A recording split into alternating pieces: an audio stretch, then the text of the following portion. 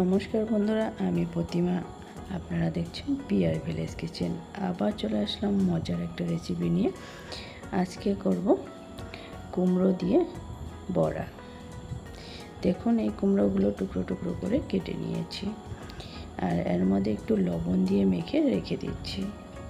আর এই কুমড়ো দিয়ে আমি একটা বড়া করব। এই বড়াটা খাসির মাংসর তেলকেও হার মানাবে। চলুন রেসিপিটা শুরু করছি। আমি কিভাবে করি সঙ্গে থাকুন, দেখতে থাকুন। আমি একটা এদিকে পাত্র নিয়ে নিলাম। এর মধ্যে 2 চা চামচ বেসন, 2 চা চামচ কর্নফ্লাওয়ার, 2 চা চামচ সুজি, আর একটু লবণ, হলুদ গুঁড়ো, সামান্য একটু লঙ্কার গুঁড়ো দিয়ে শুকনো অবস্থাতেই মিশিয়ে নিচ্ছি। আর সকল বন্ধুদেরকেই অনুরোধ জানাচ্ছি ভিডিওটা স্কিপ না করে পুরোটা দেখার জন্য।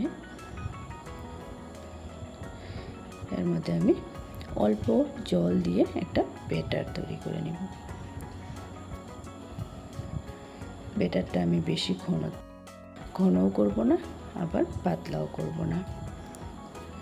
আমার লেগেছে এটা একটু পাতলা হয়েছে। এর মধ্যে আর 1 চা চামচ কর্নফ্লাওয়ার দিয়ে এরকম ঘনত্বের একটা ব্যাটার তৈরি করে নিলাম। যেভাবে আমরা বড়ার ব্যাটার তৈরি করি ঠিক একই ঘনত্ব ব্যাটার একটা তৈরি করে নিলাম। এর মধ্যে টুকরো টুকরো করে রাখা কুমড়োগুলো অ্যাড করে দিচ্ছি। কুমড়োগুলো ব্যাটারের মধ্যে ডুবিয়ে দিচ্ছি। আর এইদিকে একটা পাত্র নিয়ে নিয়েছি, কড়াইটা বসিয়ে দিয়েছি। কড়াইটা গরম হয়ে আসা অবধি অপেক্ষা করতে হবে। গরম হয়ে এসেছে, এর মধ্যে দিয়ে দিলাম তেল। তেলটা গরম হয়ে আসা অবধি অপেক্ষা করতে হবে। তেলটাও ভালোভাবে গরম হয়ে গিয়েছে। আমি এর মধ্যে 1/2 চা চামচ কালো জিরে অ্যাড করে দিলাম।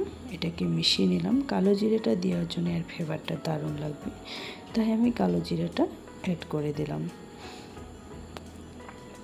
এবার আমি এক এক করে ব্যাটারে ডুবানো কুমড়োগুলো তেলের মধ্যে দিয়ে দিচ্ছি। তেলে দিয়ে লালচে কালার করে ভেজে নিতে হবে। কুমড়োগুলো দিয়ে এই পাশটা হয়ে এসেছে, ও পাশটা উল্টে আমি ভেজে নেব ভালোভাবে। যারা আজকে আমার ভিডিও নতুন দেখছেন, নতুন বন্ধুদেরকে বলছি, ভিডিও দেখে ভালো লাগলে একটা লাইক, কমেন্ট, শেয়ার করবেন। আপনাদের একটা লাইক আর কমেন্টে আমাদের পরবর্তী ভিডিও বানাতে অনেকটা উৎসাহিত করে তোলে। দেখুন, কথা বলতে বলতে কুমড়োগুলোর কিন্তু দারুণ একটা কালার চলে এসেছে। এবার এগুলোকে একটা ছান্তার সাহায্যে তুলে নিচ্ছি। এতটা টেস্টি আর